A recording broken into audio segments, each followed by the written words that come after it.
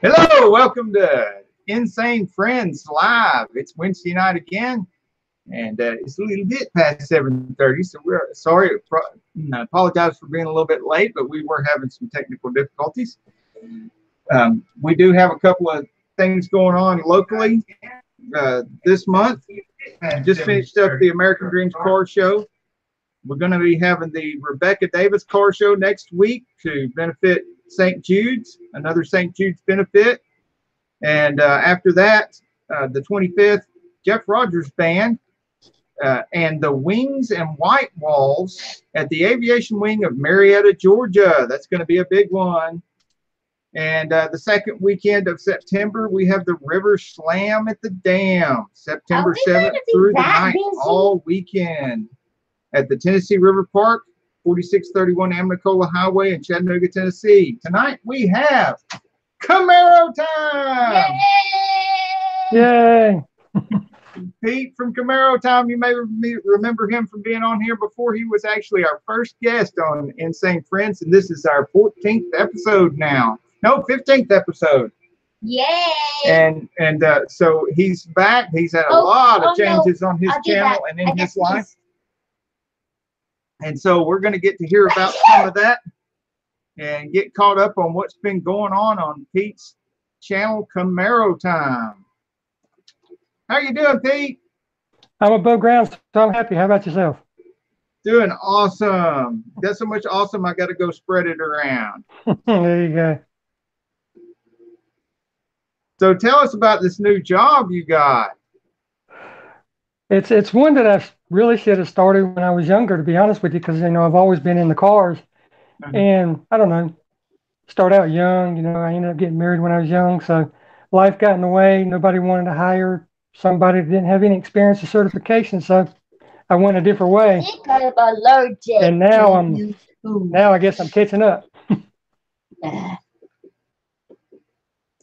So to those that don't understand what kind of job you got, you got a job as a mechanic in a garage, didn't you? I do indeed, working on any and all makes and models. So if you go check out Camaro Time's channel, the latest videos, you get to see some of the happenings at the garage. And since most of our audience is car guys, that's going to be very interesting for you. I still haven't gotten permission to do it yet. I got to talk to them. I'm trying to wait till I'm there a little bit longer. So that's why you don't see any vehicles or anything like that. I just show close-ups of stuff. That way there's no way anybody can say anything. That's why I do it like that right now. Right. So Lou, how you doing?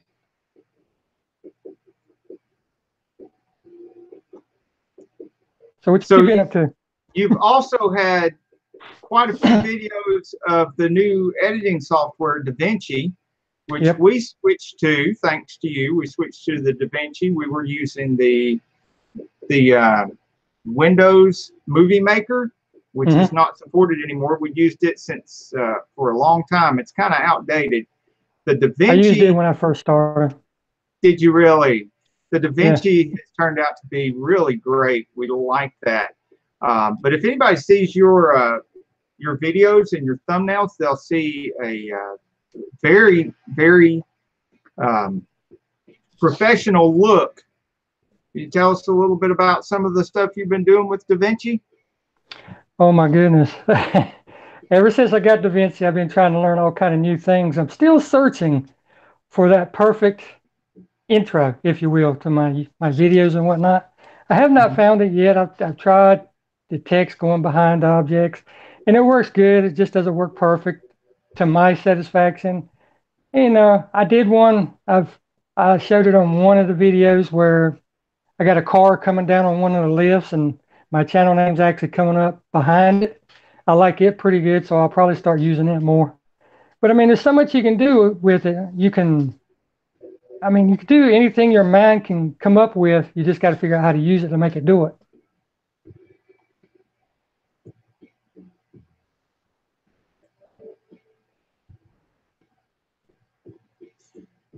Well, you also had some how-to videos on the DaVinci on your channel. How many of those do you have so far? Oh, goodness. There's 4 or 5 that I have, and I've got several more that I plan on doing. And, when I started using it and I started talking about using it, people kept asking me, well, how do you do this? How do you do that? So that's what started me going down that whole road, doing the, not really tutorials, just a walkthrough, if you will, trying to make it more easy for people to understand how to use it. Because it can be intimidating. Yes, I've been watching your videos with Victor, Mm-hmm. and you really do explain it quite easily. But if I look at the program myself, it's daunting. It is. Because, I mean, some of the tricks that I know how to do on there actually comes over from my photography days when I used to do, I guess you'd call it trick photography, where you like floating in air, suspended in air and stuff like that. So that's how that helped me some when it came to figuring it out. And then watching other YouTube videos and stuff, on how to do it. And I just combine my own style with what they do, and that's how I come up with some of the junk I do.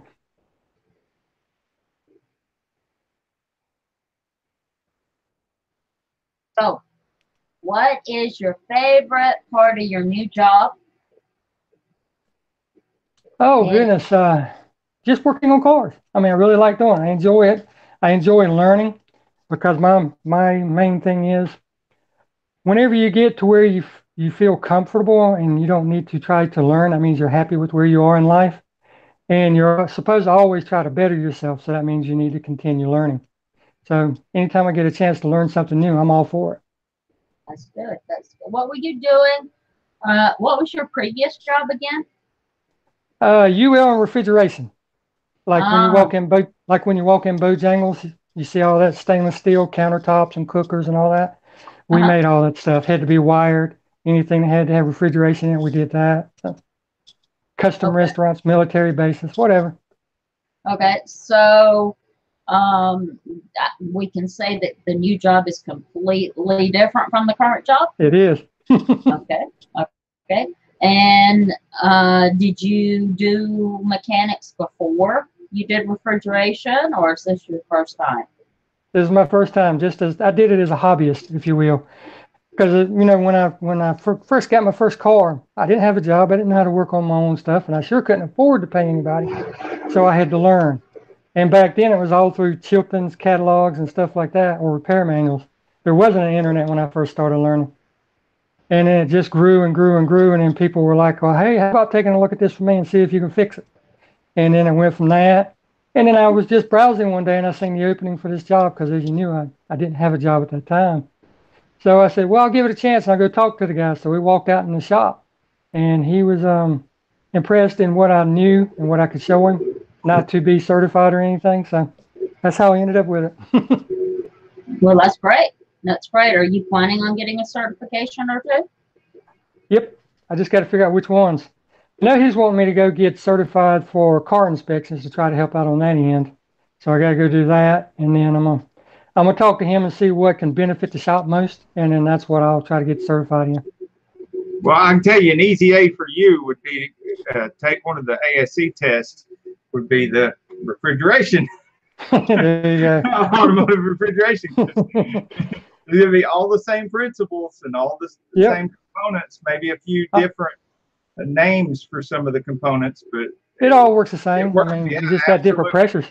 But if you're anything like him, you won't just stop with one. Oh yeah, you get addicted to that feeling of accomplishment when you pass those certification tests. You should have seen him when he got his first certification. That was in brakes. And he remembers this stuff like 30 years ago. I told him that when he went to get it, that he could, it would be easy. And he was like, no, it's going to be so hard. I'm not going to pass. I'm not going to pass. And he did. Yeah. And he loved it. Yeah. 50 certification tests later, and I've never failed one. Wow. I lost count at 50. It was so. Right now, I guess you could call me the go-to brake and oil change guy. You know, they always start the new guys out on oil changes. Yeah, brakes was my first certification. Mm-hmm. Yep. I took brakes.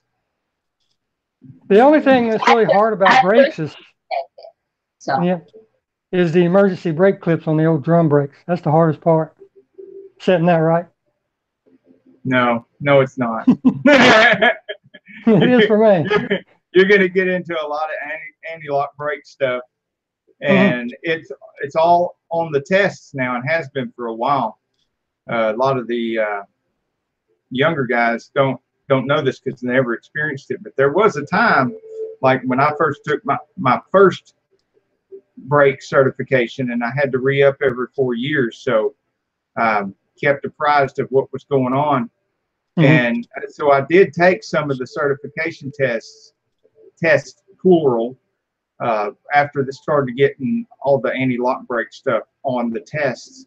And so I can only imagine how much anti-lock brake stuff is on the brake test now. It's got to be a lot. And yeah, because now the cars have, what, 4 different computers communicating with each other.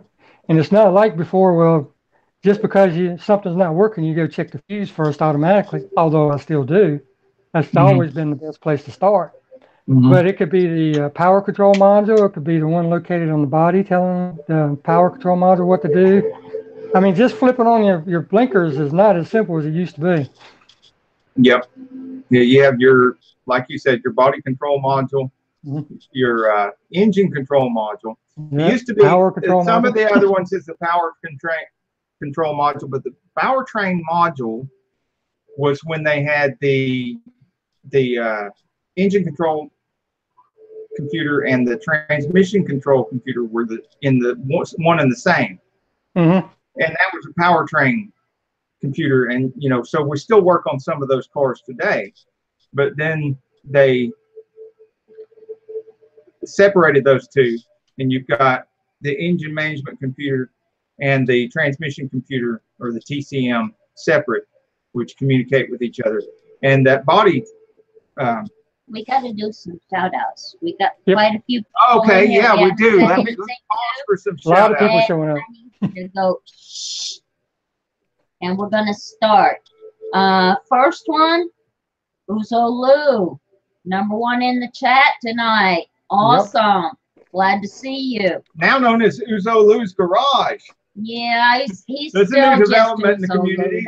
We'll have to say something about that again on Sane Sunday Live as part of our community news. Uzolu's got a new name. It's Uzolu's Garage. DSW Joyride Productions is #2 in our chat tonight. Thank you. And he changed his thumbnail. Diego 40ism is here. We're emergency vehicles, trains, aircrafts, etc. #3 in the chat. Great to see you here. Awesome. Awesome. Now let me get. We last saw him at Bubsifications Live. Yes, we did. Yes, we did. T-Throg, how you doing? Hey, T-Throg. He wants to know if it's repeat tonight. Yes, it is repeat tonight. This feed has been on before, so it is repeat. 2 first. But it's not a rerun. It's a whole new episode. Now, my math's not quite working out because I got 7 people watching, and I didn't shout 7 people out. So if you guys want to shout out, sound off in the chat so you get a shout out. Everybody comment something in the chat so you can get a shout out. And so anybody that hasn't supported you yet can click on the little 3 dots beside your icon, and they can connect with your channel. That's what we're here for. Also, there's only 3 likes up here. I know. With 7 people watching. I got so 4 likes. Work out either. Somehow that math don't work out either. So Pete and I were talking about computers on the cars. You also always had this little separate computer for the cruise control. I like to question which is now a lot of times computers integrated. Because I can actually work on them. The ones that don't have computers, the ones that have computers confuse me. Any kind of car that wants to tell me what owie it has so I can fix it, I don't like it. And it's never It's called- right. It's called a money light. That it just don't work for me. When that joker comes on, that's called the money light. Yeah. It's never right. Yeah, it's never right. It always Because has like a you code. said, It has a code. it'll for show you a code, but that's it. Well, and the code will lead you to what's not bad. Mm-hmm. You pretty much eliminate that right off the bat. Well, you And know, like that's with- not it. That'd be too easy. Yeah. So, Yeah, and- it's just too confusing now. I mean, I remember when I just had to listen to a car to Mhm. decide what was wrong with it and then fix that. if I That ever was buy another back in the car, day. if I ever buy another car, it's going to have a carburetor on it. Oh, I like carburetors. Mm-hmm. Because then you hit the switch, if it clicks, it's either the battery's dead or the solenoid's bad. One of the two. You don't have to go pull out a $10,000 scanner to hook up to it to see what's wrong. Yep. We got a couple of those in the barn. No, we got one of those in the barn. What, one with the Carburetor. carburetor? Yeah, we only have one with a carburetor. Even though they're all older vehicles, still only one of them is carbureted.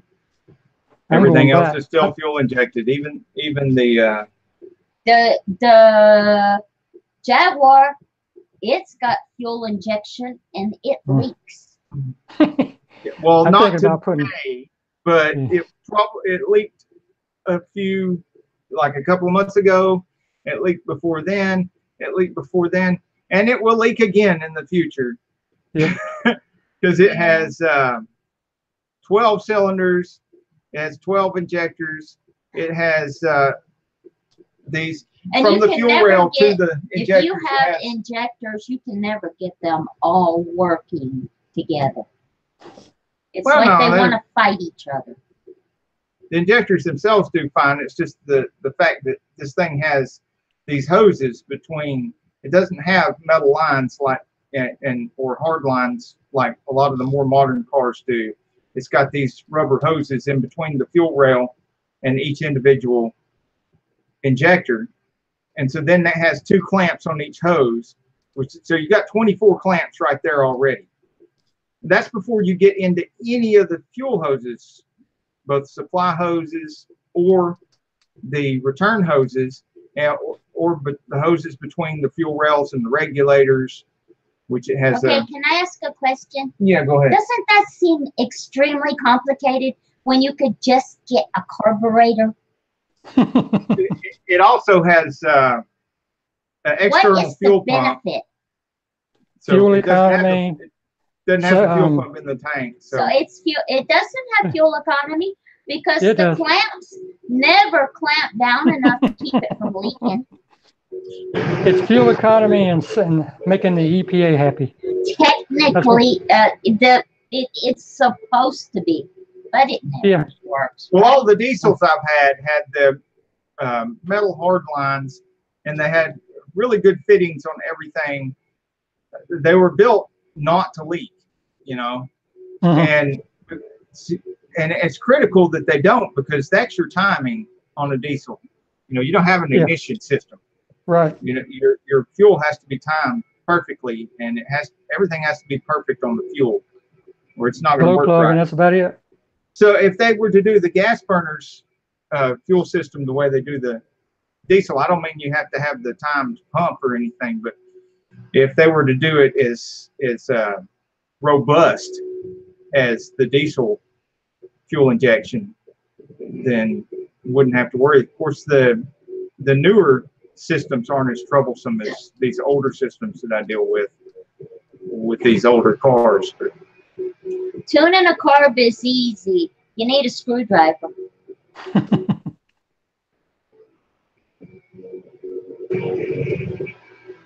That's it. Anyway, Yeah, pretty much. Pretty much. That'll get you in the ballpark. It'll make it run good.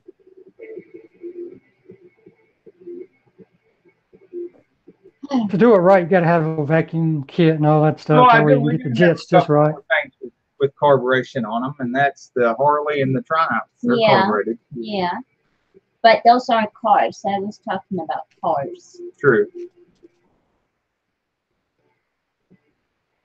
I find working on cars easier than I do working on Da Vinci. Well, yeah. Yeah. I would agree with that right now. Yeah, definitely. And I find that working on cars can be more enjoyable than taking exams. Go karts and gone fishing is cruising through. I've got one more Smash exam before I take my other test. And next Monday, I take my insurance exam. Wow. So I can get my license. There you go. Her other license, she's already got licenses and insurance. This one is for Life, sickness, and accident. Sickness meaning like your health insurance. Mm-hmm. And accident meaning accidental death and dismemberment. Well, you're working a garage now. You'll know about accident. Oh, yeah. You're going to learn a lot about accident insurance. By the way, pretty soon I'm going to try to get licensed in your state so you can buy an ADD policy for me. All right. Yeah, this month she's extending her licenses into Tennessee. And then in a couple months she'll be extending into South Carolina. Yeah. And I think Camaro Time, you're in North Carolina, aren't you? I am. Or are you in South? North Carolina. Although I have a house in South Carolina too. Okay. Ooh, that means that I get to insure your house in South Carolina. Wow. Well, we have property both in Tennessee and Georgia, so we feel you on the dual resident stuff. Mm. And you got to remember that term too, because sometimes you get pulled over and you've got, you know, registration in one state and driver's license in another, or something like that, or the insurance card from this state and tag from another and stuff like that. And if you try to explain to them, they look at you like you're lying. But if you just say dual resident, detailing. they're like, oh, okay. Awesome. How you doing? Haven't seen you in a while. Of course, they do look at you kind of funny if they catch you, you know, dressed like you've been working on Davy in the yard or on the car or something, and you happen to be in the old beater go-karts Toyota. and gone fishing. Awesome, awesome. Fab Automotive Detailing here too. Yeah. Davy Beast. The SW Joyride still here with us. Getting a full house. Wow. Yep. 10 people watching. Yep. And only 8 people like it. Well, you know, I Can hear we it. So. talk about that? So we're only 80% likable. Wow. I thought this was 100% likable. Yeah, but you got me dragging down like an anchor. being unlikable over here. Okay, if you guys don't hit that like button, you know what I'm gonna do? I'm gonna start talking insurance. And you ain't gonna like it. I'm at 20% unlikable. She's about to go full tilt, 100% unlikable. Up, it's up to 10 now. Life insurance. There we go. Brognex is here. Gimme JL8. How you That's doing? all you gotta do is threaten these people. That's what it takes, yeah. Yeah. What's happening? Brognex from Alaska. Brognex. I can't help but think every time I see your name, Brognex, how much extra money it costs for me to ship parts to Alaska. It's crazy. I shipped one guy from Alaska bought a C6 transmission case from me one time early on when I first started, you know, doing the internet stuff. This was my rude awakening to how much more shipping was to Alaska, because it couldn't be a small part or something. But yeah, he ordered that case, and then I went to go ship it, and I was like, What? It was like I was shipping to a foreign country or something. And then, oh my gosh. And you couldn't use the international hub because it's the United States. Yeah, and then I had another rude awakening when I had a really big, heavy differential that was going to Puerto Rico, and I had to package that all up and get it ready and put it on the scale, and then I went in the computer to print the shipping label, and oh my gosh. It's freaking Puerto Rico. It's part of the United States, you know, you think, but no. And they got to go through customs too, even though it's United States, Puerto Rico, you know. It's technically not. Well, the only reason it's not is because it doesn't. Because the people in Puerto Rico voted against it. I don't know about that. They did. They can't get statehood with as many people as they got that don't qualify. They were offered back in the early 2000s. This was a big deal in Peru. In the early 2000s, they were offered, so they voted in Puerto Rico and voted against changing their situation, because they got the best of both worlds. They're independent and they're part of the United States. It's kind of like the post office. They get government funding, but they're not part of the government. Yep. Fab Automotive Detailing said he had a 3-valve kick his butt this weekend. What was wrong with the 3-valve that you were having so much trouble with? You didn't have a broken spark plug like Camaro Time, did you?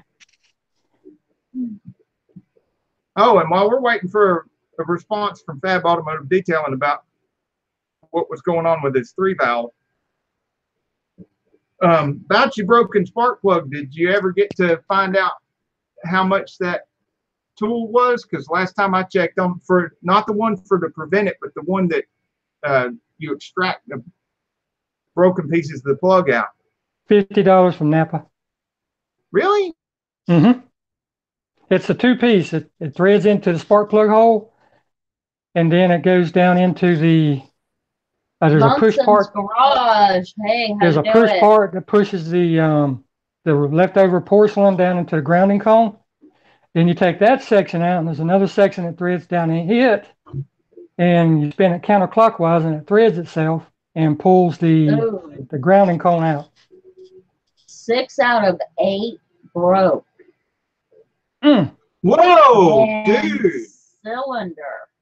One stripped the threads. Those plugs aren't supposed to break.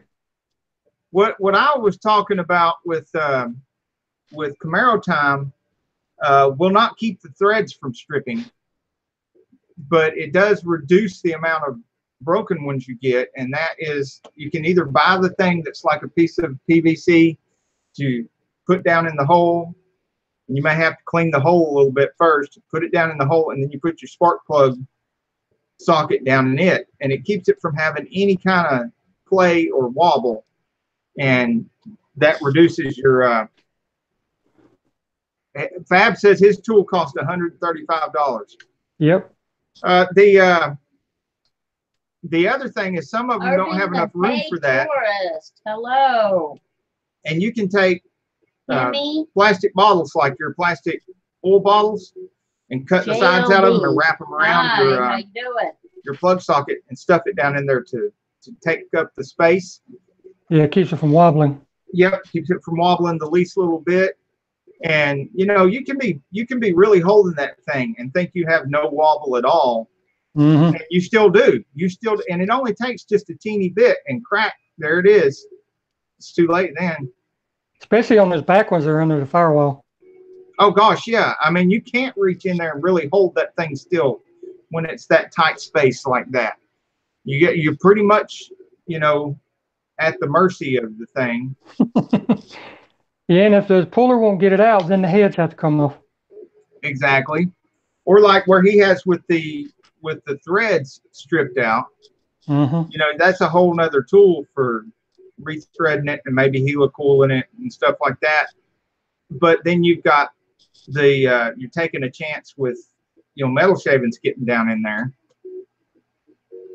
Now Fab says that Matco makes a tool like what you're talking about that holds the porcelain that's supposed to keep it from wobbling, but it seems to break more. Wow, that's not good. Well, there's also the thing of putting stuff down in the hole before you put the tool in there that hopes that the penetrating oil and stuff will get down in there a little bit, but This doesn't I've not had a lot of luck with that anymore. No. Lonesome Garage says my 4.6 has 3 stripped holes, so the engine is pulled. My gosh, that's a lot of stripped holes. And that sounds more like an ex-wife situation than an old engine situation.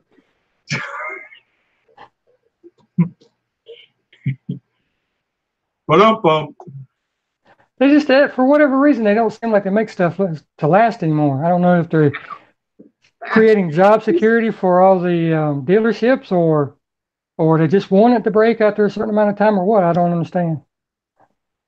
Well, I think these aren't the first engines that we've had problems with plugs after they've been in there for a certain amount of time, and I think it all comes down to stretching out these lengthy service intervals. Increases the chances of this stuff. The design of it, of course, has a lot to do with it. But when you leave plugs in anything for any length of time, for too long an amount of time, your chances of stuff like this happening increase geometrically. They're made out of porcelain after all. Yeah, and so I'm thinking, if I was talking to the customer, what I would advise them is have your vehicle serviced more often.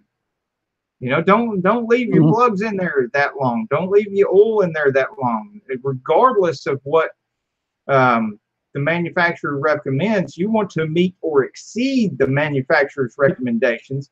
And in this kind of case, you want to exceed the manufacturer's recommendation and change your plugs more often. And she's correct. They are made of porcelain, but the problem is, with today's modern engines, they're actually recessing the whole spark plug and everything down inside the valve covers.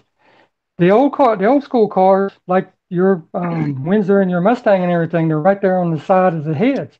If you break one off, it's no big deal. You just grab a wrench, put around the remaining piece that's left, and back it out. It's not like that in today's cars.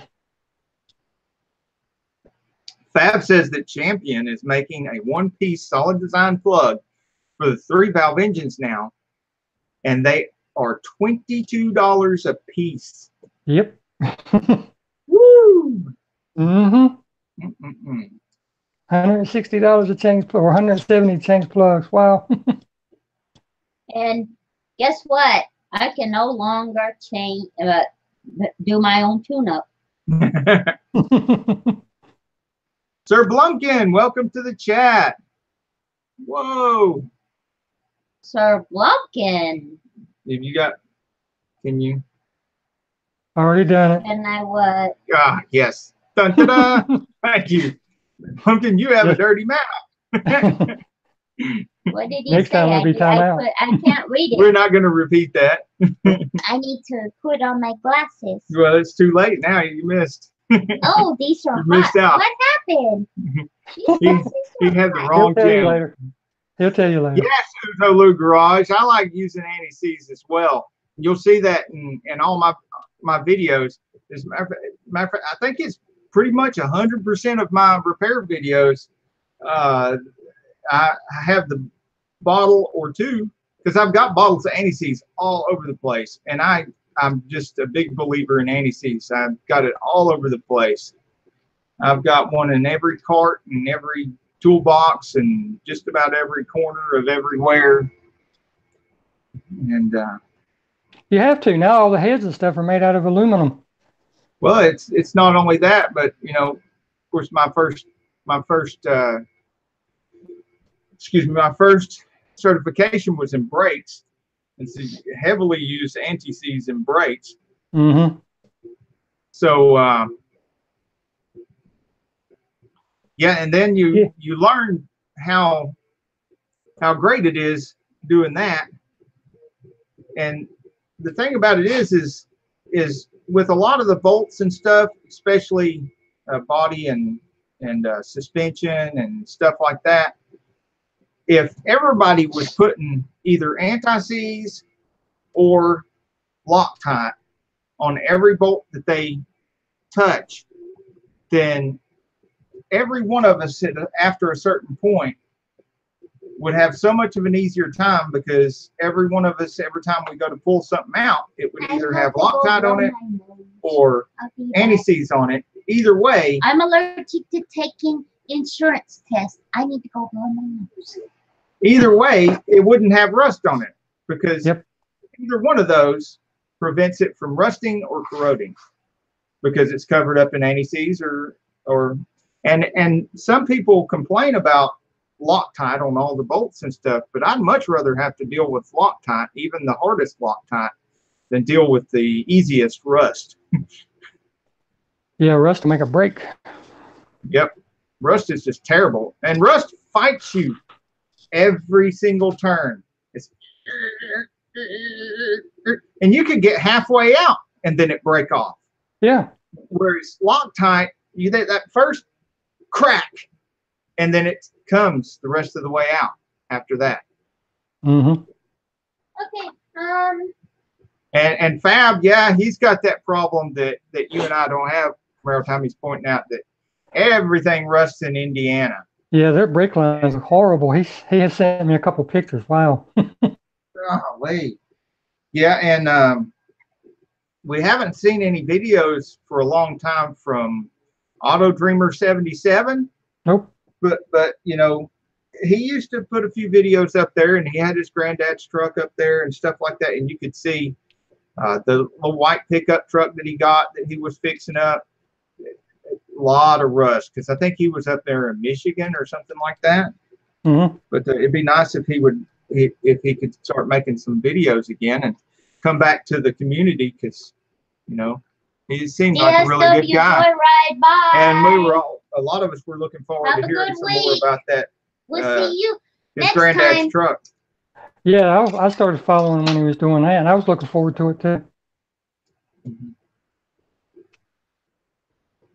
Oh, I can't. So there's a few of them that we've lost along the way, but we tried to keep as many people in the community as we possibly could. Yeah, and there's one that we don't understand at all, but we'll leave him out. Yeah, I know exactly who you're talking about. But, you know, we don't want to force anybody to come along with us. We want to help keep anybody from falling by the wayside. So, you know, if they really, really want out, then and they don't have to drink the Kool-Aid. That's right. When It's a volunteer community. Yep. Everybody's here voluntarily. Nobody has to drink the Kool-Aid. Except for the ones we forced to be here. Like me? Uh-oh. Yeah, that's as PG-13 as it gets.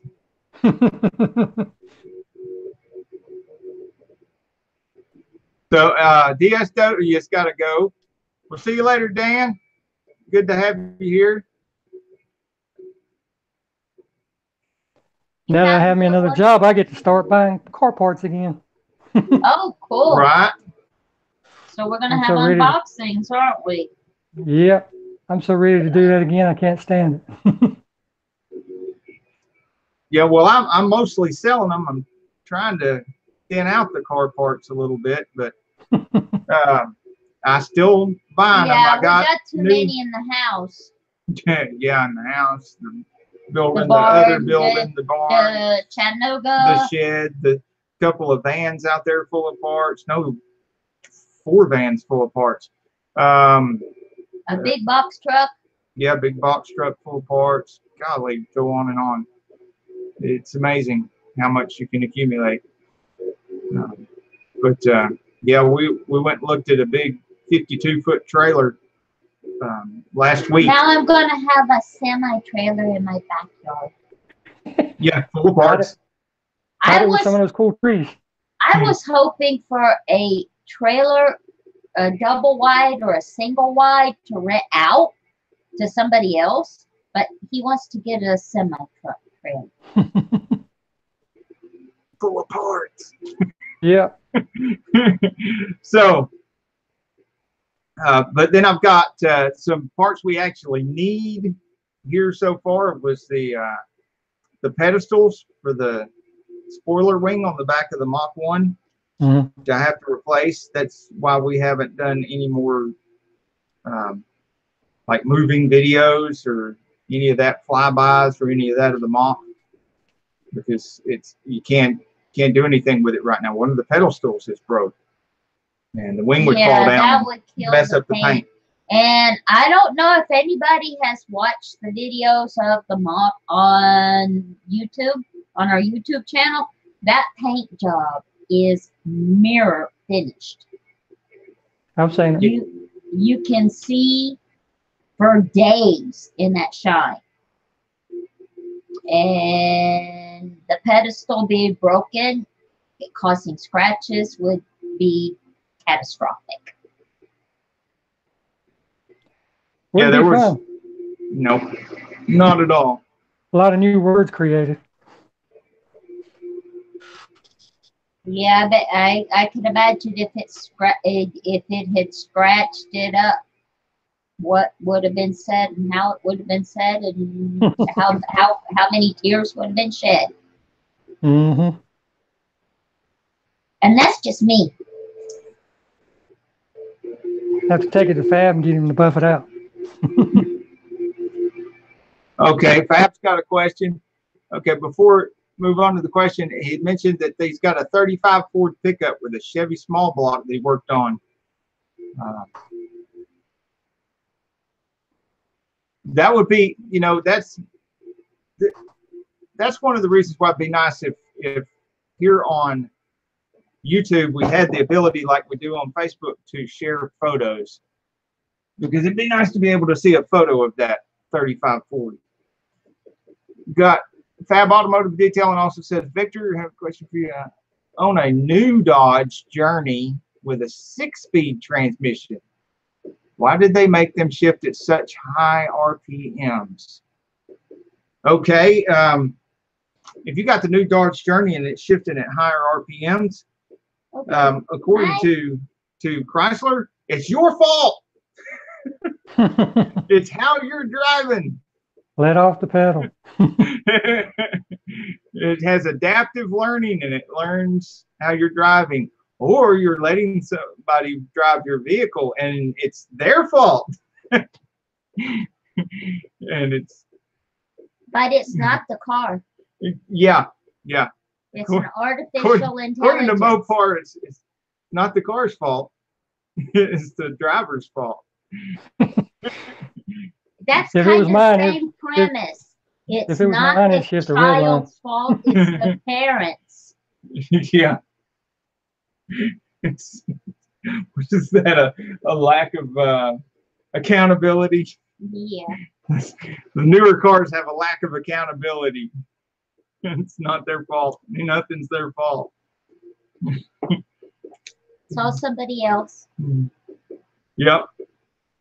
So he says he's driven other Journeys and they shift the same. Well, if you ask Mopar, I guarantee you they'll tell you, well, it's all those people's fault too. Everybody in Indiana drives the same. It's like Toyota. Remember that fiasco with Toyota? No, our computers are perfect. There's no way you can possibly have a fault and it not set a code. Right.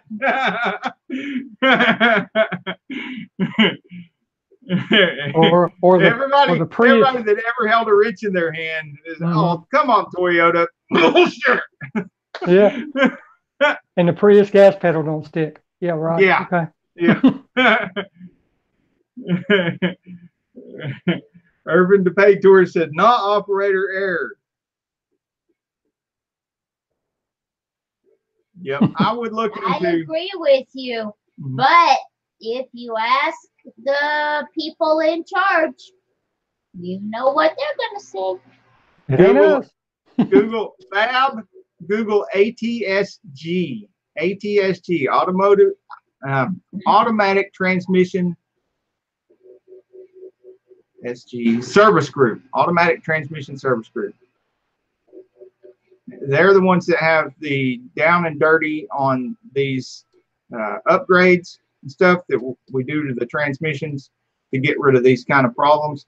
And they're the ones that sell the, in some of my videos, you'll see links in the description to ATSG manuals too, because they're the ones that have the good stuff in them.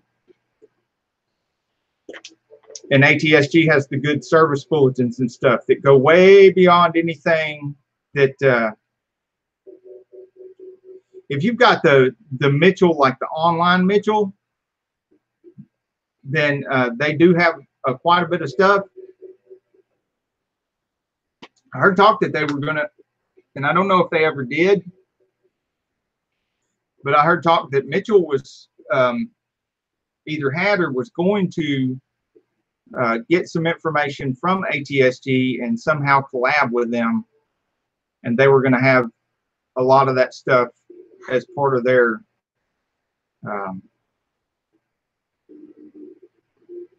what is the word I'm looking for when you pay their monthly fee, their subscription.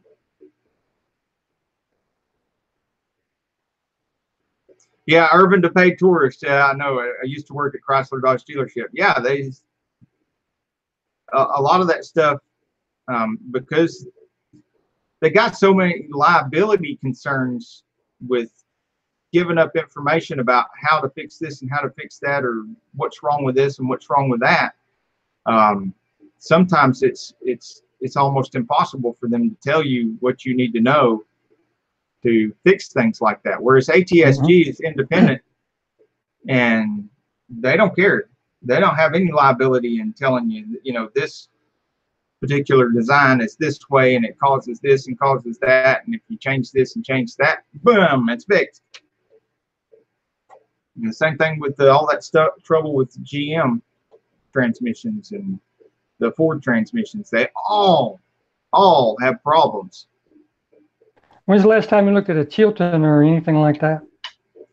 The Chiltons and the Mitchells and stuff and the Haynes and stuff don't usually have any of the information that I need for transmission. That's what I was going to say. They have nothing in there except for like nothing. Right. Yep. It'll say, make sure you got a good connection. If that doesn't work, take to certified mechanic. Yeah. They're pretty much useless anymore with today's cars, except telling you the proper torque settings for your wheels or something like that, you know. Well, and You some get pretty check decent engine lights, and they don't mean anything anymore. They still got some pretty decent diagnostic procedures for charging systems and stuff like that. Charging systems, charging systems, coolant systems, AC systems, those kind of things. But some of these things that we deal with the electrical systems and the transmission, oh my gosh. Oh, I know. But it goes even way Chiltons beyond won't tell you. anything in a Chilton's or Haynes. Well, it's just like the cooling system. They don't even tell you in there, you know, like once you do a radiator flush, when you top it off, you got to make sure you get the car hot and then recheck it. It doesn't tell you that anymore. Used to, it would tell you. Now it just says fill it up and go. So whenever you go to check your car next time, you're low and you're wondering why.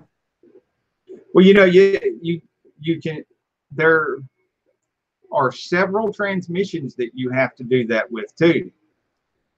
And the very first ones that we ran across that have it had a thermostatic valve, is what they called it in that transmission with the 4T60Es. And I need to do a video on that, because I've got some cases out there that I could actually physically show the thermostatic valve. And what would happen is people would put a transmission in, or they do a fluid service or something, and it's cold. They check the fluid and it shows full, But after you test drive the car, if you didn't check the fluid again, it could be a quart or two wrong, low, because that thermostatic valve hadn't opened up yet, and it didn't suck up that last quart or two. And then after you put a quart in it or so, and you think it's full again, you want to let it sit there and idle for a while, because it'll suck up another half a quart, and then another half a quart, and maybe a third half a quart.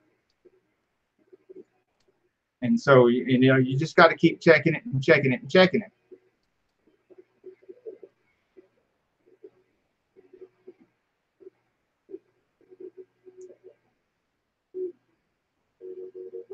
Very good. Muy bien.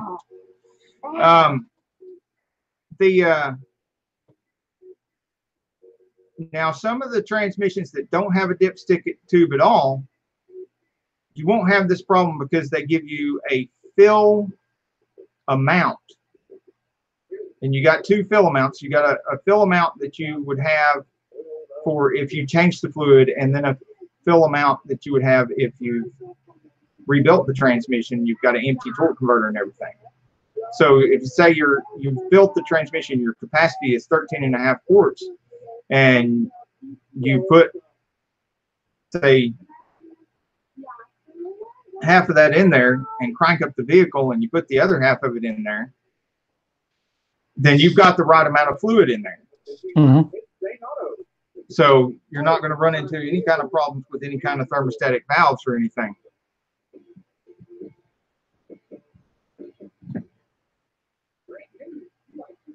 But I still don't trust those damn things. No. Yeah, Fab Automotive said, I said it right, dry fill versus service fill. And he'd also say he doesn't think there's anything wrong with that trans, but I would think that it would want to shift at lower RPMs to save on gas. It shifts first, second, third gear at 3,000 RPMs, and then fourth, it's like 2,000. Yeah, and you never know what they were thinking when they come up with that. They might have decided that that was the most efficient operating RPM for that engine, and that's why they wanted it to shift at that point. Or could be. Or, you know, it's human beings designing these things and making them. They could have just made a mistake.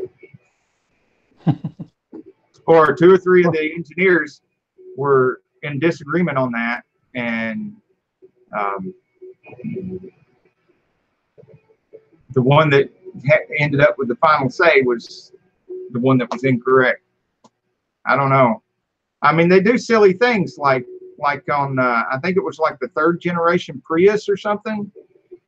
They decided that in order to meet, since we're talking about gas mileage and emissions requirements, they decided that they were going to have that CVT transmission, like that's fill level was going to be a half a quart lower than the others, because you know the higher the fluid level is, the more of your internal hard parts you have bathed in fluid while they're spinning, and that's more drag on those internal hard parts, which translates to less gas mileage. So, and the more of that goes through there, the more likely you are to have a foaming situation in your fluid. Well, the problem with this is you want to have the most amount of fluid you can in your automatic transmission for longevity reasons. You want to have the least amount in there for gas mileage and low drag, and you got to find some balance in there. Well, they were already having problems with those transmissions with it at the level it was, and so they decided they're going to go another quart, half a quart less, which did give it better gas mileage, especially on freeway. But good grief, man. You know, you're sacrificing longevity for a little bit better gas mileage. So there are several transmissions like that we in the aftermarket, when we build, including the 4T60E is one of them. We'll always fill it a half an inch higher than the highest mark, because they'll last longer that way. And you don't actually have a foaming problem with that little bit of extra fluid in there. And the rule is you better off to have a little bit too much fluid than you are to have not enough.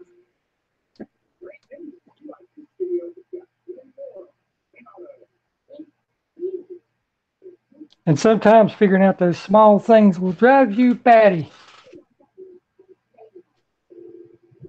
So weren't you putting an engine in one of the cars in one of your videos? Yep. Here's another Camaro. It's gone now. Yeah, you had two engines had to come in before you got one to go in there, right? Is that what it was? We were on the third to make it work. The third one. Yeah, the first one they sent, it was for the right car, but had the wrong camshaft in it. It wouldn't work with the OptiSpark system. The second one came in and had been welded on. I don't know what happened to the heads, but they had welded on both sides of it. You know, we might not have noticed it that easily, except they had red highlighters on it, pointing out where they welded and ground on it. So we sent that one back. And it also had a bent push rod. So when the third one came in, it worked. But they pulled me off of it when we were starting to put it in. And I was doing brake jobs and some other stuff. And they were over there trying to get it to run. JLA. Bye. See you later, Hemi JLA. Thanks for coming and hanging out with us. They couldn't figure out what was wrong with it, so they was doing scope readings and all this stuff. And I kept asking because we knew we had fuel. We checked the fuel pressure. We knew we had spark, but we didn't know how much. And then we checked something else. I forgot what it was. But I kept asking her, have you checked to make sure it had the right spark output yet? Because if you have the three things, if you get the fuel, the air, and the spark, it should fire off. Mm-hmm. But we knew we had the fuel, we knew we had the air, but we thought we had enough spark. I kept asking while I was doing other things. And then finally they decided to call in somebody else, a third party that does they're a mobile repair thing. And they came in with all these fancy computers and checkers and everything. Turned out to be the coil. Yeah. Wasn't putting out enough. Yeah, you gotta have fire. Yeah. We had it, we just didn't have enough. Right. I've had situations like that so often that I got to the point where in later years, and still to this day, I'm this way. I won't do any kind of tune-up with plugs, involving plugs, wires, or anything like that without changing coils on the vehicle. Because sometimes they get weak, and sometimes they have intermittent problems where you'll test them and it seems fine, but then you go driving and like you're in a situation where you're pulling a hill or something, and then the coil starts breaking down, even though it tests fine under any other conditions.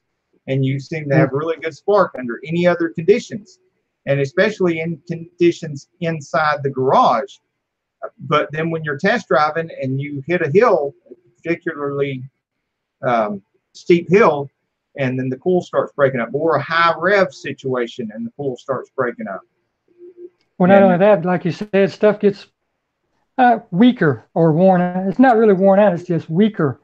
But it works with the old engine. But as soon as you put something new in, it has the proper compression and all that stuff, all of a sudden the stuff don't want to work together anymore. That's why whenever you change out a new engine, you better change the coil and you better change the starter, because that's the two that's not going to work. Yeah, so my rule now is anything having anything to do with drivability concerns, it includes a coil. Well, or coils, plural. If it's coilover situation, it includes coils too. My rule is have him fix it for me. And a lot of the coilover things now, they have the coilover and they have the separate little boot, the little rubber boot. Yep. And the little rubber boot will always be swelled up a little bit at the end. And so you got to replace those little rubber boots anyway. And sometimes you get a break on the price when you get the whole set of coils with the boots. But if you were to replace all those boots and then the vehicle comes back and now you got to buy the coils, well, then you spend a lot more money than you would have if you just gone ahead and replaced. You mentioned those little boots. I was working on a Mustang GT last week. Oh, And awesome. yeah, I knew you'd like that. And I pulled up, he just wanted the plugs changed and a new clutch put in it. Well, we had the clutch, but he didn't want auto, aftermarket. He wanted to go with factory. So, okay, we'll go ahead and change the plugs. So I'm pulling the boots off, inspecting them, and I get to the one that goes underneath the fuel rail, underneath the fuel line. And of course, it's broke off halfway down in there. And since it's going right under the fuel line, you can't get a socket in there because the boot is broke off. You can't get a pick in there to get down there to pick at it because the fuel line's in the way. I fought that thing for at least 30 minutes, I know, before I got it out. Yeah, and Fab Automotive Detailing is pointing out that the he's noticed the GMC terrains are bad about the boots going bad. Yep. At least the 3.0 liters. So good information there. Yeah, they sure don't make them like they used to. That's just like I had a. They used to make them. You could take two pieces of wire and a light bulb and tune it. I swear they do it on purpose because I had a Wrangler that needed an oil sending unit. Well, to change the oil sending unit on the Wrangler, you have to take the intake off. And where do you think it sits? It sits right underneath the intake manifold, right against the block. There's three of them in there. There's a water temp sensor, there's a oil temp sensor, and then there's an oil sending unit. All three of them right there together. You can't change it. It's up underneath the intake. And they've got to be doing that on purpose. Well, yeah, they want you to have to take it back to the dealership. Yep. Because the dealer has special tools. Well, sometimes the older ones are hard to work on. As I was pointing out with the air conditioning, which I haven't uploaded this video yet, but I made the video yesterday or the day before. I was changing the blower motor for the air conditioning on an E250, and I'm pointing out that on the Crown Vic, the 2011 Crown Vic, it's even easier to change the blower motor on it. It's similar procedure, but even easier than the E250. But then I showed over there on my Mach 1, my older Mach 1, it is not so easy.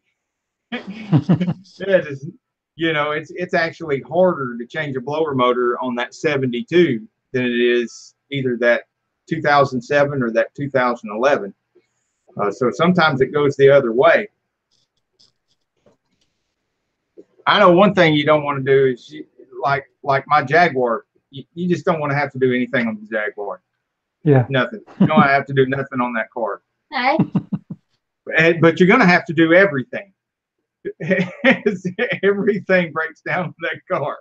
Those damn Jaguars, everything tears up and has to be replaced. Everything you think of on any other car. To those. Plus, if you have one, you better be and it's running, then that means you're rich. Yeah, because you better have. It's not the money that it costs you to have a car, to buy a car like that. It's the money that it takes to keep it on the road. And it's never nothing simple. It's like window won't go up and down. It's never the switch. It's always the regulator. Always. Had changed one of those out. Well, had changed three now since I've been there. And one of them was on that same Ford Mustang. And they actually have it pop riveted to the glass. So you got to drill through the pop rivet, knock it out without breaking the glass, just to change the regulator. Yep. There you go, that yawning. Yeah, I have been up late. I have been studying. Yeah, she's still doing a lot of studying. Today, I have been studying all day long. We went to Wally World for a minute, and I cooked him a pot roast. Pot roast. And some squash out of our garden. T-Throg. See you later, T-Throg. Thank you for being here. Bye. It's always great to see you. Yeah, we had some pot roast. She's a good supporter. She's done some of that pot roast that you pull it apart in strings with the carrots and Love a good old pot roast. Yeah, bell peppers and celery and onions. I forgot to buy potatoes. All right, that's how much I was studying. I forgot that pot roast has to have potatoes. It's all right. We have enough carbs as it is. And I did a When on then those stinking potatoes. It was still good. Yes, it was. And I fried up some yellow squash. Fresh out of our garden, just picked it. Love a good pot roast. Okay, and Fab is pointing out about a pneumatic rivet gun that uses on the Ford regulators, motors, and glass. I'm still using a handheld, just crank it rivet gun on the things that I rivet. DSW Joyride says mom pot roast. But I hardly ever have to use it. So that was not mom pot roast. That was Carol pot roast. That's I guess cut above. Yeah. Fab says he thinks he paid $80 for the pneumatic rivet gun. That'd be a good thing for you to make a video on, Fab, and put you an affiliate link to the rivet gun. I've been trying to get him to do some repair videos. Yeah, if nothing else, just demonstrate riveting something with it. Yep. And tell a little bit about it and put your affiliate link on there. Because while she's doing all this and hurting her brain doing all this studying for the next insurance licensing test, I'm constantly studying things too, and it's not just car stuff. My self-esteem is in the floor right now because I'm studying. I'm only making 80s and 90s on my exams.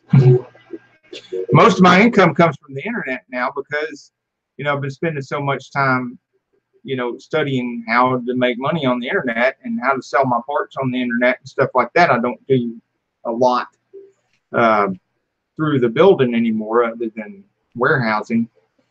And it's done a lot better than Storefront ever did. Really? Because I reach a much larger audience, and I do some affiliate marketing and things like that. And it's because I study at least one of those types of videos every day, sometimes 2 or 3. So we're looking in the neighborhood of an hour and a half of that every day for the learning. And as soon as we get done spending money on her training and testing and licensing, then I'm going to be spending money on paid courses on the affiliate marketing and stuff like that, which you'll see more of on the Sane Enterprises page. And so, and I'm already, I don't even know what the heck I'm doing at it, and I'm already making money at it. I really can't beat that, yeah. And so I can't wait to get some of this other stuff settled down so I can take some actual paid courses to take that to the next level, like I did with the automotive repair and stuff and the transmission. I mean, with the transmission stuff, I was going at least a couple of times a year to the paid courses that were several $100s a piece for any of those courses. And the sales courses that I took were several $100s a piece for every sales course I took. And there was a couple of those each year. And management courses, 1 or 2 of those every year for several $100s a piece. So this thousands of dollars in training. What Pat said. And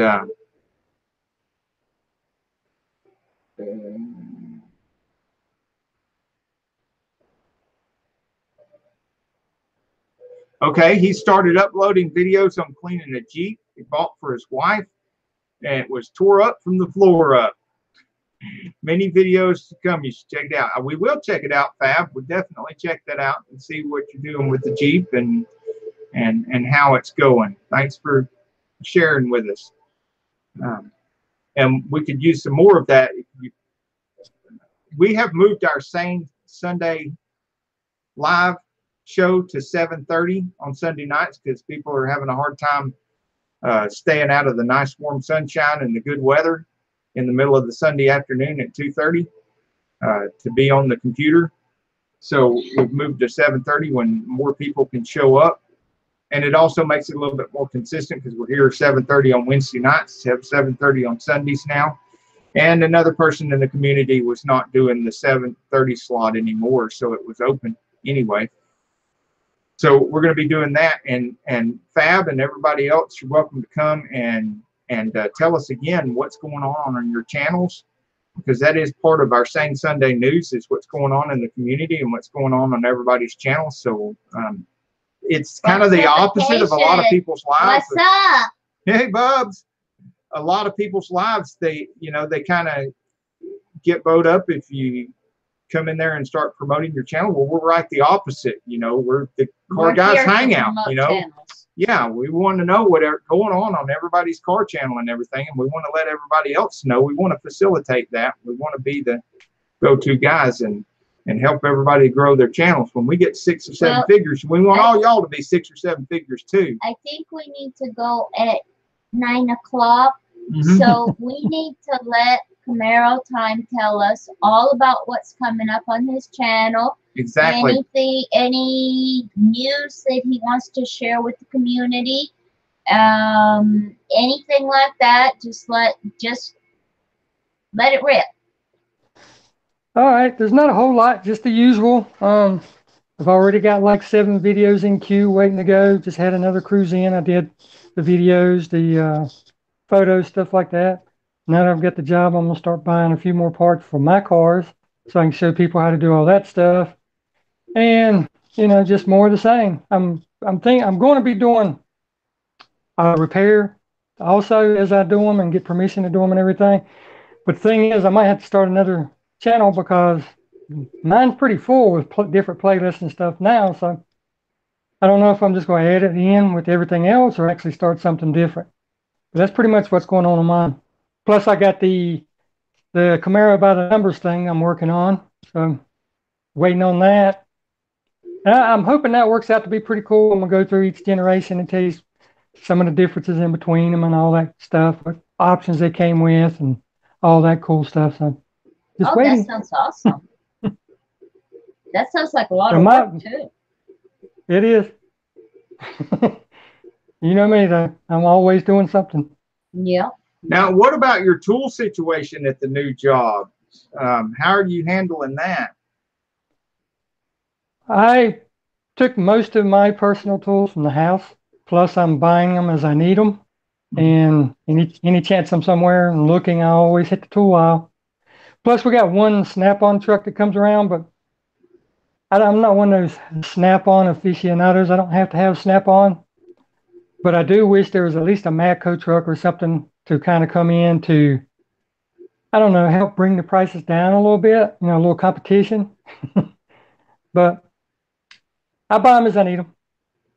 What you'll have to do, and I had to do this too for my guys, you'll have to go to some of the shops nearby and find out who's the Mac or Matco guy that's been servicing them and get his name or his phone number. If you can't get his phone number, at least get his name and then Google his name. Google whatever his name is. We've got one guy. We've got one guy, but he just doesn't come. Yeah. Yeah, well, sometimes they'll not, especially at first, when nobody owes them any money at that shop, they'll not come every week. They'll only come when you call them and say, hey, I need this specific tool. Do you got it? How much is that? You work out a deal and then say, okay, well, I'm going to be at so-and-so shop down the street on Tuesday or Thursday or whatever. And then you have to run over there and meet him on your lunch hour and jump on the truck and just tell the boss, hey, I'm going to go meet the Matco guy or the Mac guy and get this tool.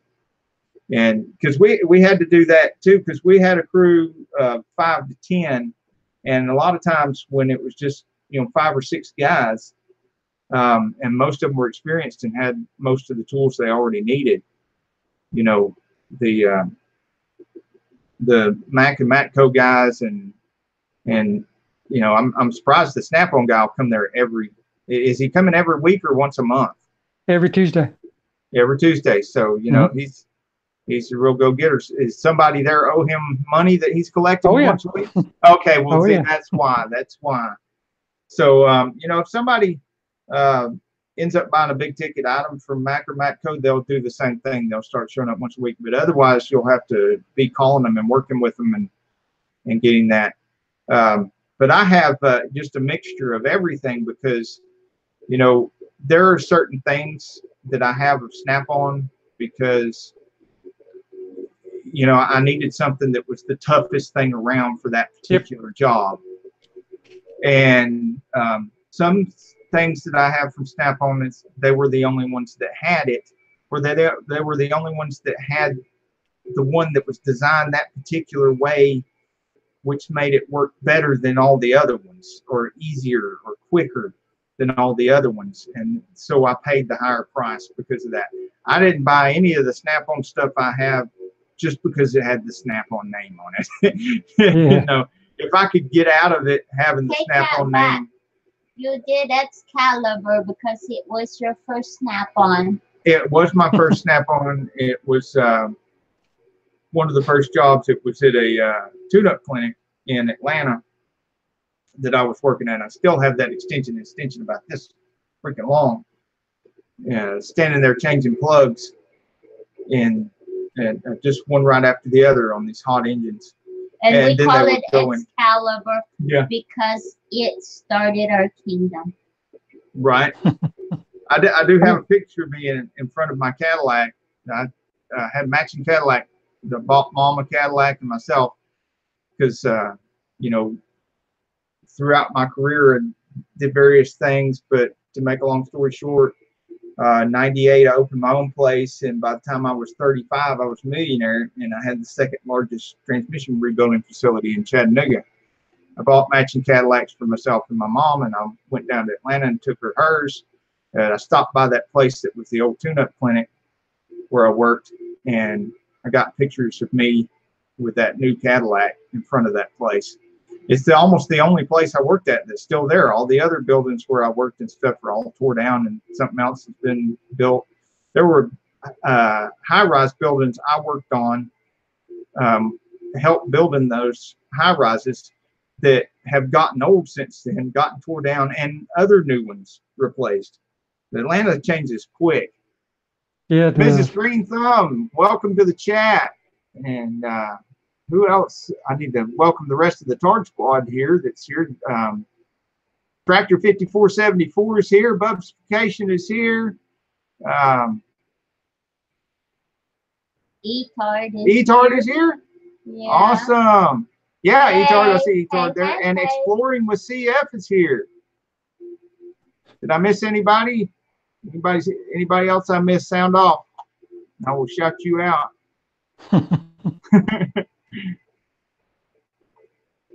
But Snap-on makes some excellent tools, but I mean, come on, $40 for a little plastic magnetic telephone holder? Nah. But like their impact stuff and their pneumatic tools, they're hard to beat. Yeah. Exploring Well, with I've CF. even got some stuff from Harbor Freight. I go the whole spectrum. Because when they got those Thunder guns that were even more powerful than my Snap-on, I mean, my little 3/8 Snap-on, they got this little Thunder gun that is just crazy powerful. It's almost like a clone of an Ingersoll Rand. Yep. And it's great. It's time for us to go because I've got to go to work. Okay. And I need my hubby so I can lay my head on his shoulder and fall asleep and drool. I have to drool right here.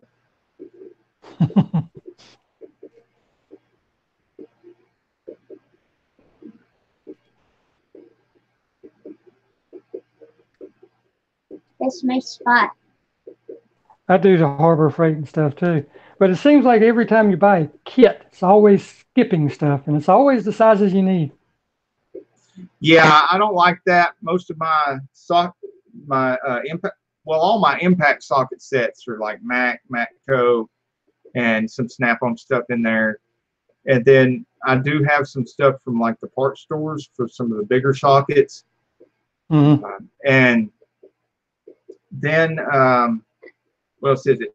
But almost none of the impact stuff from places like Harbor Freight or Northern Tools or anything like that. I've got like one tray that has impact stuff in it. A toolbox this big, like this, and it fit on the back of a motorcycle, and he used bungee cords to put it down to hold it on. Now he's got rooms and rooms and rooms and rooms and rooms of tools. Well, I told him what to do about that. I can reach right over here on our little desk, and there's a tool. There's tools everywhere. There's not an inch that you can't reach up. Yeah, I've got a tool addiction. Yeah, I used to be that way. Now all mine's at work. I have to remember to get them the day before so I can do something on my car. So now I'm having to start buying duplicate of everything. Yeah, see, that's how it starts. Yeah, one of the things that did me in is getting duplicates of everything, so I have at the house and at the shop. And then when I can't find something, just buy another one. He's got probably 5 or 6 of everything. Quadruplicates. Yeah, quintuplets. He's the proud copy of quintuplets. Yeah. Looks like Fab had to go. Yeah, we're See you later, Fab. We're gonna have to go too. We're gonna have to let Camaro Time go so he can spend some time with his wifey too. Yep. Yeah. Yeah. Victor is lucky. His wifey spends time with him here. Mm-hmm. I always would be good.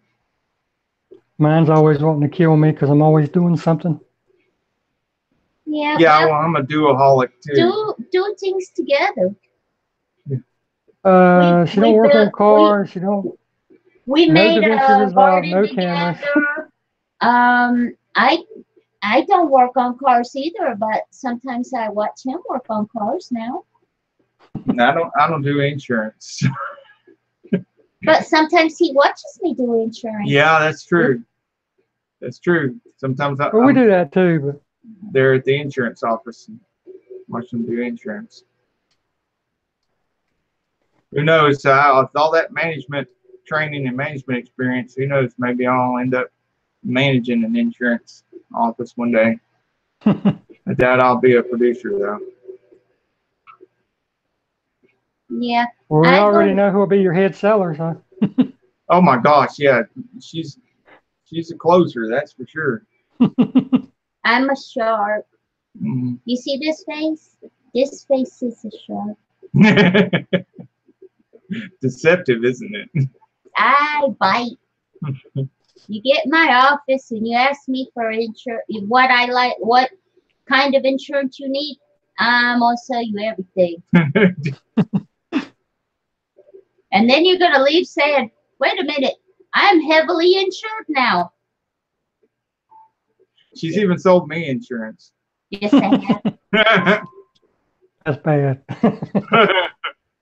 Motorcycle insurance. Made me like it. And not just your average motorcycle insurance. Top of the line. You know what? If I get hurt on that motorcycle, I am completely covered. I'm going to get $100,000. Wow. Yep. Well, you're not going to get hurt on the motorcycle anymore. I made sure that guest insurance was anymore. high. Yeah, she.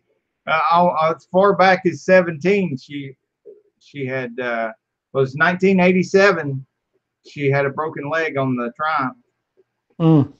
So broke my leg in 8 different places. I was in the hospital a month. It wasn't quite a month. Almost. but she's laid up for a while. And I didn't even know I was in the hospital. It was really bad. And then got pregnant right out of the hospital, cast on my leg up to my butt. Don't ask me how that happened. Somebody was glad for you to be out of the hospital.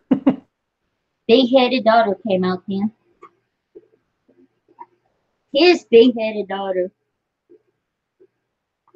Not my fault.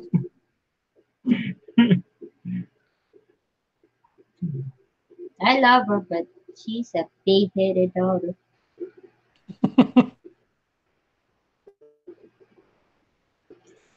All right, Well, anything I guess, else coming on your channel before we go? Any last announcements for things coming up on your channel? Exploring with CD. Yeah. I'm going to tell you, dealing with insurance companies does not, if I'm involved, does not raise your blood pressure. It's very zen. And when I sell you insurance, you're happy when you leave my office because it was smooth and easy. So do you know what videos you're going to put up next week yet? You got that planned out? I know I'm fixing to do the cruise-in ones. I'm gonna do that, and then I've got one where I did a auto repair showing about Honda brake lights not going off. Everybody always thinks it's the neutral safety switch or the brake switch. Well, no, not on a Honda. It's actually a little bump guide. I forgot. I wanted to ask you to teach me how to make two of me on the video. It's not hard. Because it's all in planning. I need to learn how to do that because I think the world needs two of me. Don't you? Yep, you can have two of you and two gardens. Yeah. Two gardens and two of you on the your evil channel. garden and the good garden. Oh no. Oh my gosh. Yeah. Well, y'all can talk about that later. I gotta have fun with that. Yeah. Yeah. So in the meantime, y'all people, what started her wanting to do that is if you haven't seen it yet, go on Camaro Time's channel. There is. Do you remember what the name of that video is, Pete? I actually have two of them. Okay, you've got two of them where you're doing the split screen. I think the first one started out double vision or something like that. Okay. But yeah, definitely, it's a must what's see. That second one? Because I like that second one. You like it better? Yeah. Hold on, I'll tell you exactly. Take me a second to get to it. Yeah, is that the one where you've got both the Camaros there and you're standing beside one of them and standing beside the other one, and one Pete is having a conversation with Repeat? Yep. Oh God, which one is that? It is. Now she's done asked, I'm not gonna be able to find it. Not that one. Yeah, I think it's pretty recent. I think it's within the last month, maybe even within the last 2 weeks. I gotta learn how to do that because the world could benefit from two of me. Could you imagine if I made a sales video with two of me selling? She's having it's called ideas now. The name of that one is called Differences Between My 93 Z28 and My 2012 2SS. Okay. And that's awesome. Now, thank you. If I could do that, I would make like a sales seminar video. And I would teach people how to sell the right way and how not to sell the other way. And that would be Now she's making me have ideas for my Sane Enterprises channel. That would be awesome. For doing a split screen thing with the now me and the old me. If I could tell the old me how to do some of this internet marketing stuff, I would tell him to do this and that and the other. Yeah. The hardest part of it is editing and putting it together. That's the hardest part. Right. Well, I'm going to keep working on learning how to do the editing that I was doing on the Windows Movie Maker, and once I master that, then I'll move on to maybe doing some of the more advanced stuff that you do, and I'll be asking some questions. But first, I want to master the basic stuff that I was doing with the Windows Movie Maker. Get back to the point where I was. It's just proof that sometimes you got to take a step back to take 2 steps forward, because I couldn't take that second step forward with the Windows Movie Maker program because there was no second step to take in that program. It didn't have the capabilities that DaVinci does. Yeah. And now that I'm on DaVinci, I'm seeing the capabilities, but I'm still not to the point where I used to be. Anytime you raise your life insurance, it's for a reason. Anything that happens in your life that increases your liability, you need to increase that life insurance. You have a new baby, you need more life insurance. You get married, you need more life insurance. It's just a part of life. Well, if you have any questions about any of the DaVinci stuff, just shoot. If I don't know how to do it, I'll figure it out. I certainly will, because Yeah, I think I'm going to ask you about that. What I've already asked you about. Yeah, I think you do very well with all the stuff we're going to ask you about. But we're not going to ask you tonight. We're going to let you go. Okay. And appreciate everybody being here in the chat. And it was great having you again, Camaro Time, and getting called. Thank you for having me. Awesome as always. Thank you. And you are the best moderator ever. Absolutely. And so far, the best editor in the community. And got the best thumbnails too. So, but we're working on catching up with you on that. There you go. When I learned how to do that, getting Split Carol screen. and Carol Jr. in the same video, that's gonna be awesome, because I'm gonna talk to myself all the time. I'm the smartest person I know. There you go. And on that note, Yep. Thank you for having me. Yep. Thank you for being here. And thank you everyone for being in the chat. And we're wishing you insane growth to all our insane friends. I do the Queen's wave. Y'all have a great one. And as I always say, get off the couch and get dirty. Bye.